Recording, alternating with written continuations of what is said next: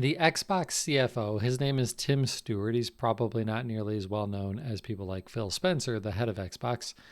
He was given an interview and said something interesting about a potential business model for Xbox cloud gaming.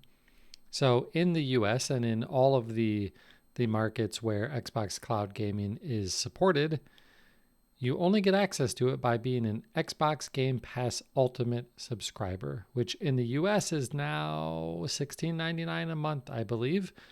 And it's not just the cloud gaming. It's kind of like the cloud gaming part is just tacked on to the massive library of games that you can download and play on your Xbox and on your PC. And then they allow you to stream a subset of that library online. What they've said in this interview is that they could see themselves in markets that are not as developed as Europe, America, the Far East. So markets like Africa, India, Southeast Asia, that they would consider an ad-supported model for Xbox cloud gaming.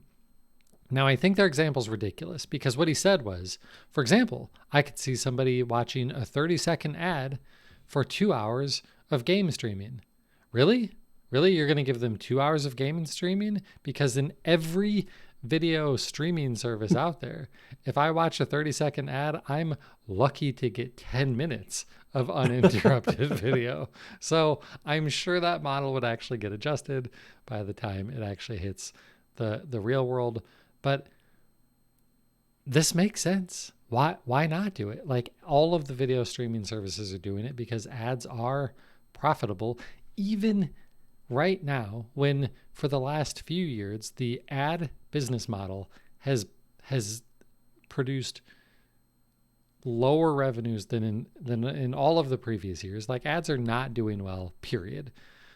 But they're doing well enough that it is supporting a lot of these services. And so it could potentially be enough in markets like Africa, where most young people who are interested in games do have a phone, but may not have the means to get a $500 Xbox Series X. And when you've already got the phone, and that's all you need to have access to all of these games for just watching some ads, could really drive up the numbers of their user base. And I think it sounds like a really smart play. Yeah. Yeah. It could be interesting. Yeah. I don't think they'll do it here. It'd be really interesting if they did try it here, but probably not going to happen, right? I'm not even going to try and predict that. I don't know. Like it's interesting because, we saw services like Netflix never had ads. Disney never had ads, but now they do because for some people or in some situations, they can actually make more money from an ad supported model than asking people to just pay for the service. Right. But would that be considered just way too invasive in a serious gaming situation? Right. I mean, sure, if you're playing, something dumb, and yes, I said that, like Candy Crush, which I play, so I can say that, and you have to see an ad as you're like between scenes or to get an extra bump for something or whatever, fine. But if this is, well, so first of all, if it's interruptive in any way, that's not going to go over. Right. Like, let's look at how well YouTube has implemented ads. YouTube, the biggest streaming service of user generated content, they can't get ads right in a way that doesn't cut people off mid syllable. Right. Right. Right. So, do I have any hope that?